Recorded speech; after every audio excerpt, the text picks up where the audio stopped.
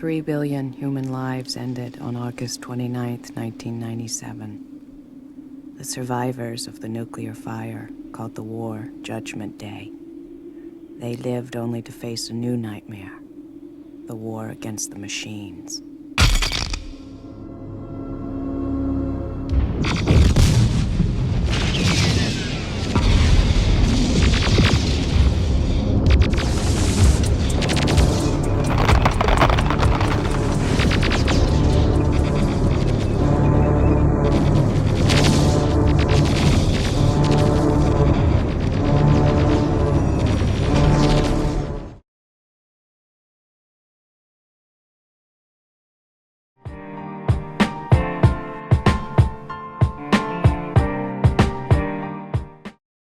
Good evening, and welcome to this special, or should I say, first episode of Randall's Comics and in the year 2026. And man, where are the flying cars at? Anyway, thanks for joining me for tonight's episode. And tonight we're going to talk a little bit about AI. I know we hear about AI; it's everywhere. You hear about students today using it to write term papers, professors using it to write their lessons, and I say, why not in comic books? I mean, we use AI in our everyday lives. Here's some examples of how we use AI in our everyday lives, as far as digital assistants, social media, driving. I don't know about that driving part. Sounds dangerous. Facial recognition, fraud detection, so on and so forth.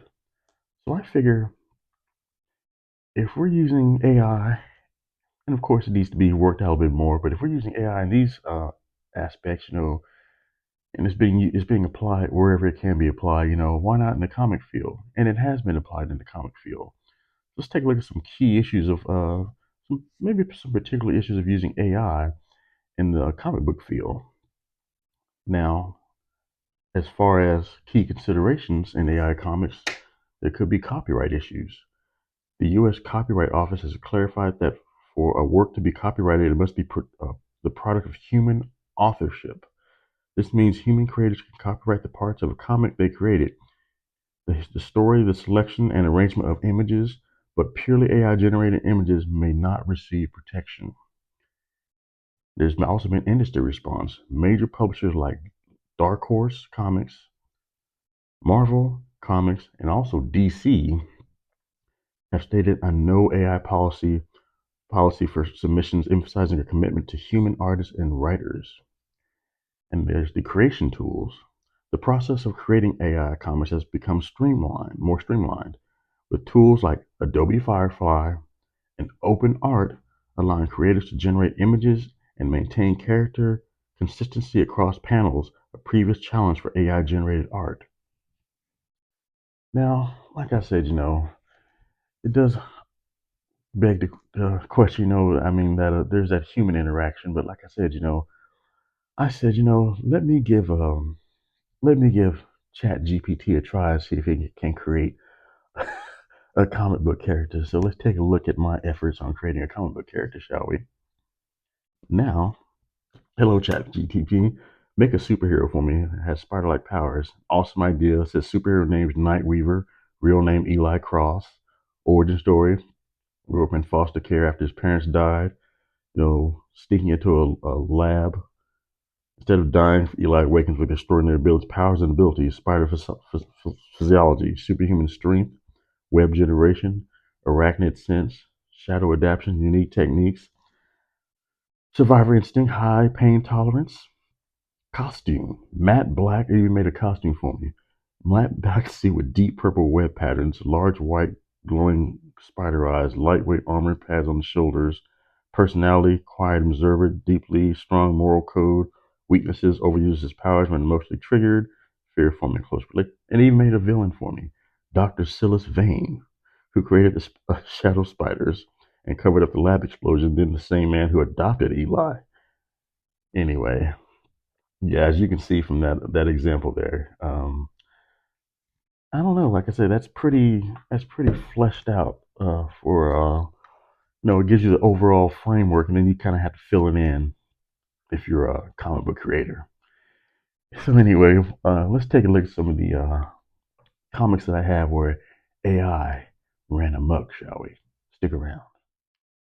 Alrighty, and a comic book series that I have where AI has traditionally run amok is Terminator. Now here's Terminator. This is a two-part series, one of two. This is from Now Comics. I think they were one of the first to produce the Terminator. And then there's Terminator number 8.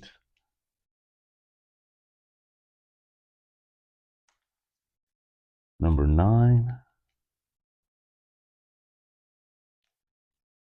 Terminator number 10. This is really good artwork here. Number 12. Supposed to be John Connor on the front there. Is your name Sarah Connor? Anyway. 14. This was a really good series produced by Now Comics. Yep. 15. Terminator's got a kid in, about to toss him up. 16. 17. And the Terminator Burning Earth series. This is the first Alex Ross. Alex Ross, of course, he's gone on to do some other work for Marvel and he's become really an acclaimed artist. But really nice Alex Ross painted artwork here.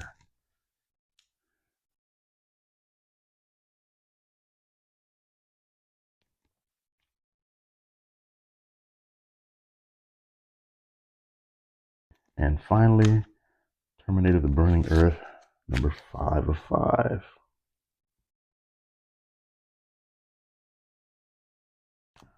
All right, that concludes my Terminator series. So what do y'all think about using AI in comic books? Let's discuss on tonight's episode of You Know. Thank you for joining me for tonight's episode of Randall's Comics and You Know. If you like what I brought you, please smash that like and subscribe button, hit the notification bell. And for our first episode in the year 2026, maybe it's only appropriate that we talk about AI, artificial intelligence. Is it right to use it in comic books to create art, to write stories? Do you still want that human touch? Me personally, maybe to help generate some of the artwork, but as far as storytelling, I kind of want like actual people with experiences and their own imagination writing those stories. That's just my personal opinion. Anyway, tell me what you think down below. And thank you for joining me for tonight's episode of Randall's Comics and You Know. And as for this year, 2026, let's continue to increase the peace. You guys take care, and I'll see you next time.